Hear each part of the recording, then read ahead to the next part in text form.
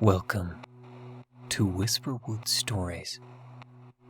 Today, we read a story from Library of Shadows by E. Print Marlowe. Let's begin.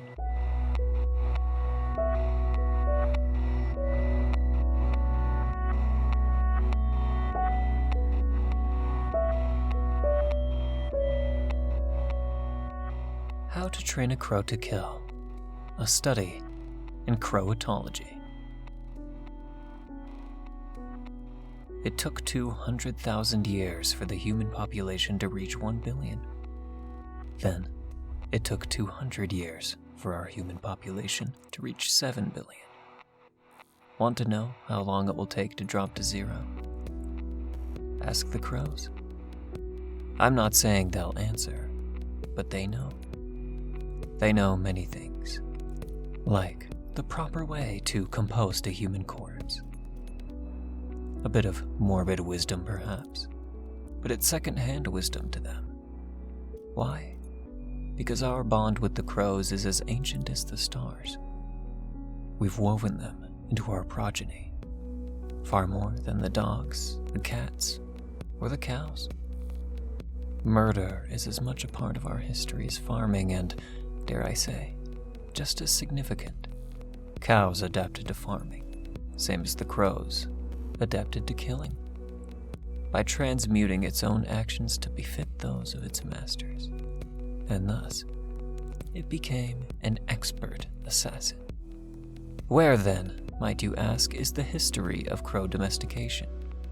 Where it belongs, annihilated in its perfect evolutionary prowess, erased of its own accord, dead like the Spanish influenza, gorging itself on its victims until it ran out. A perfect killing machine self-destructs of its own volition. Thus, it completes its cycle.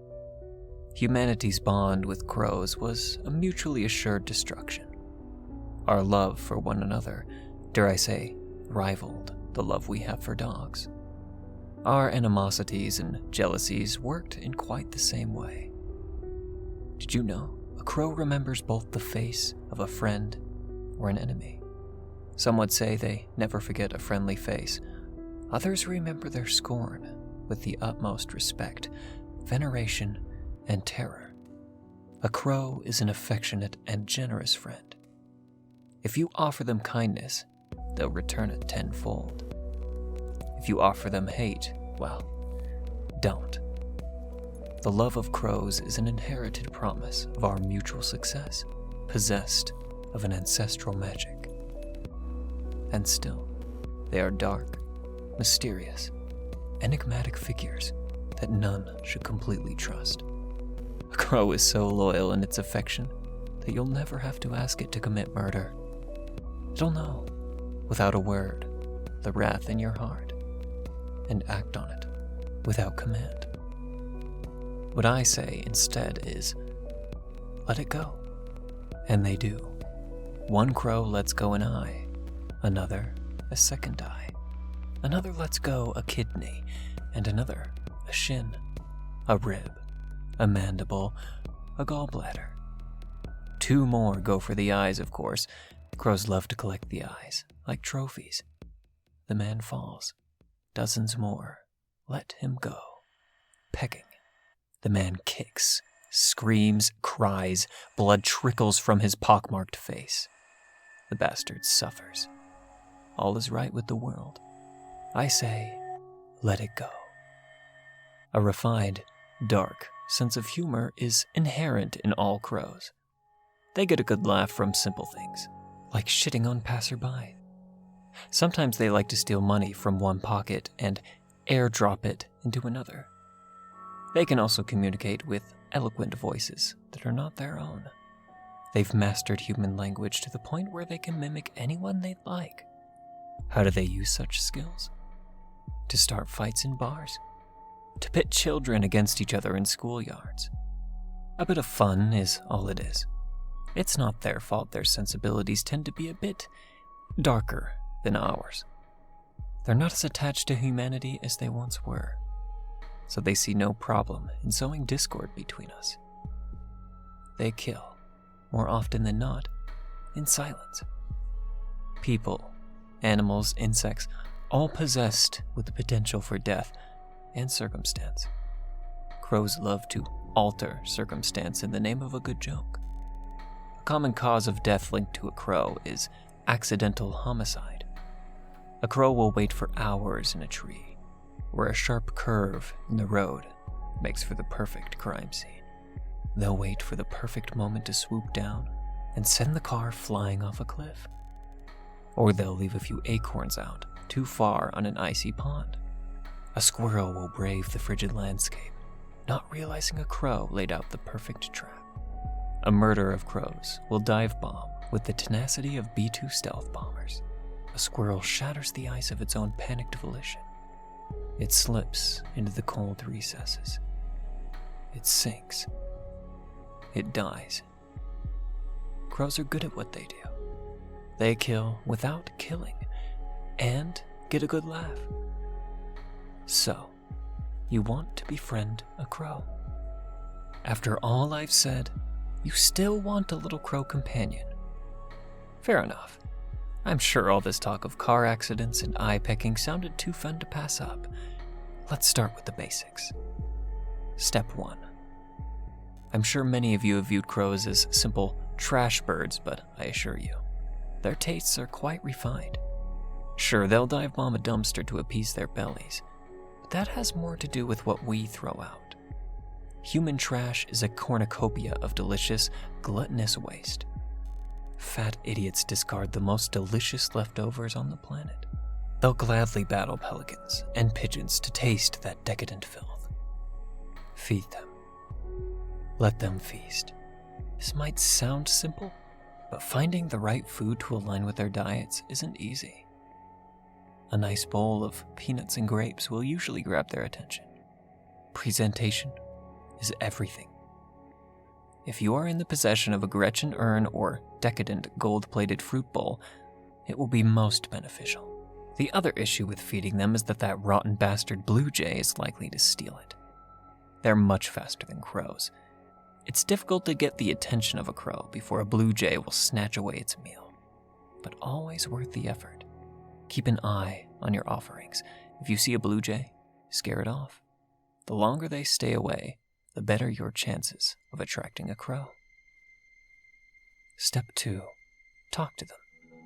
After a few feedings, talk about the weather. Crows go out of their way to hear about natural disasters devastating this or that continent. One day, turn up the volume on your television real loud, and all day, keep it tuned to the Weather Channel. Once the broadcaster starts talking about some flood in Tanzania, the crows will go wild.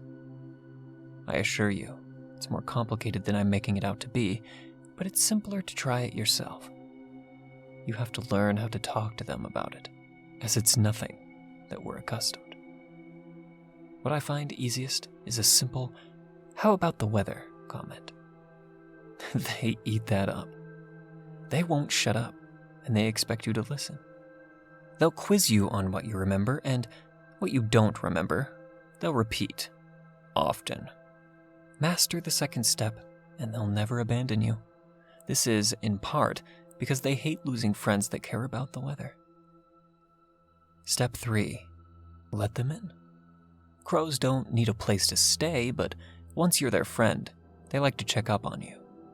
Leave a window or some slot in the door open, like you would for a puppy. Always leave a crow's entrance, or they'll come crashing through a window. Step 4. Kill a bastard blue jay, their mortal enemy. You'd think the crows were at war with the blue jays for how much they seem to hate them. The annoying sound of their squawking agitates the delicate sensitivities of the crows. They're annoying birds that care nothing for the weather. That's pretty much all there is to it. Kill a blue jay and make a friend for life. Step 5. Never tie your shoes. If you have Velcro sneakers, a crow won't bother with you, because they like shoelaces. They love impressing a new friend by tying their shoes, so leave them undone. Walk around a group of friendly crows and let them have fun. Also, if they see some loose rope or even a bit of fishing wire, It'll end up tied. One of my crow friends tied a bow with some fishing wire around a smallmouth bass. They're good at humor, these guys. Step 6. Construct an altar to the Dark Lord of Inu Ana Rya. Some fellows speak of a forgotten world, a place where crows' wings echo like helicopter propellers.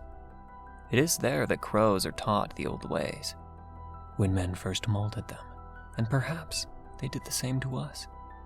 An ancient world where the obelisks of another time hold vigil over the ruins of a lost society. They speak to me of a place founded above the beating black heart. They say, when its pulse quickens, all is lost. I built a model city based on their description, out of popsicle sticks and glue. Since then, I've been a good friend to them. I also gathered some of their favorite rocks: soapstone, marble, limestone, and basalt. It's about 10 feet long and wide, and they use it as a playground. I enjoy watching them grasp a purple marble meant to depict the Eye of Nagach, which they toss around for a good time. A crow in good humor is called a fellow. A fellow of crows is like an improv comedy sketch group. They're renowned throughout the inner circle of crows. Step 7. Ask them if they know that we call a group of them a murder. Most of them don't, but once they do, they think it's the funniest thing. Murder, to them, is a good joke. They enjoy it almost as much as they do the weather. So, you've befriended a crow. After the 7th step, a crow became a ka-noom, a well-friend. A well-friend is a brother without all the blood. This is when they ask if there's anyone you want to kill. Whatever you do, don't say no. Not that anything bad happens, it's just rude. I made the mistake of telling a crow to let it go. After that, ka-noom meant something else. It meant the light within my soul was much darker than I'd assumed. The crows knew it and translated it into biblical plague at the end of days. I thought we were brothers. I was right, but I failed to appreciate what that meant to them. The crows pecked a hole in the center of the model of the Inu Anuria. An anomaly of black feathers and mud covered the opening. They fed it worms and covered it with dirt and hay. The anomaly ate everything they brought. I asked what they were doing and they said, "Killing time." Giggles. Lots and lots of crow giggles. I've never been good at making friends. Talking to people feels like so much work than talking to crows. I gave up after years of failure. People don't make sense to me. We breathe poison and talk politics and think nothing of the weather. If an oil tanker crashes and spills millions of gallons of crude oil into the ocean, we blame the company. And then, if an extremist on another continent slips anthrax into the water supply, we blame them. Have we not to ask the crows? Crows don't care about politics. If you're a crow for life. The affection I've received is greater than anything humanity ever gave me. It's easier to befriend a crow than it is a man. Men have ideas. Crows have fun. They tinker and peck and have as much fun as they can. The thing in my basement with the model city of Inu Anaria is looking more like an egg with every new day. It spasms and coos as the opening widens. Warm black sludge drains from the opening and covers the egg. I don't dare touch it. The stench is enough to keep me away. I awoke the next morning without my right foot. White bandages covered a stump above my ankle. A pair of crutches waited at the side of my bed. I went down to the basement. There were dozens, much more than a murder of crows. The crows turned when I entered. You would have thought I had 11 heads. "What's going on?" I asked. Their wings fluttered, and they floated through the air. Whispers invaded the room and echoed from within the egg. a narrow slit at the top of the egg folded outward, a beak pushed through the opening. It echoed the dreaded curse, killing time. "The Sin Crow emerges," the crows declared. "Plague of crows," I shouted. "What is this?" "A breath of fresh air." More crow giggles. "There is no end more fitting for man than upon the wings of the Sin Crow. The final days of man are upon us." Molten waste poured out of the egg. The crows fled through the open window. Black lava flooded the basement. A black hand emerged from the egg and spread its feathery talons across the room. The black mess climbed the steps of my basement before I ran through my house and didn't stop until I was miles away. My home sank into the earth and took with it the entire block. The shadow of crows followed me for miles until a hole ripped open in the sky and swallowed them all into that endless void. All I wanted was a friend. All I got was a breath of fresh air. The Sin Crow is everywhere. You have 1 year, maybe less. Enjoy it, good people. Make a friend of a crow. Maybe it'll be enough to convince them to call the Sin Crow back to that fallen city. Or maybe just teach them the names of your enemies and count your blessings. Let it go.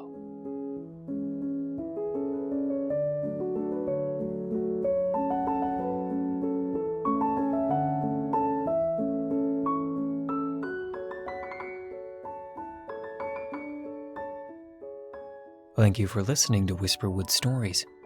If you enjoyed, don't forget to comment, like, and subscribe down below.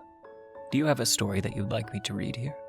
Consider commenting or sending it to whisperwoodsubmissions@gmail.com. Want to support me? Consider checking out the PayPal link below where you can donate. The story in this video was read with the author's permission. Thank you again for listening, and be sure to check out the original Reddit post. Don't let the shadows get too close.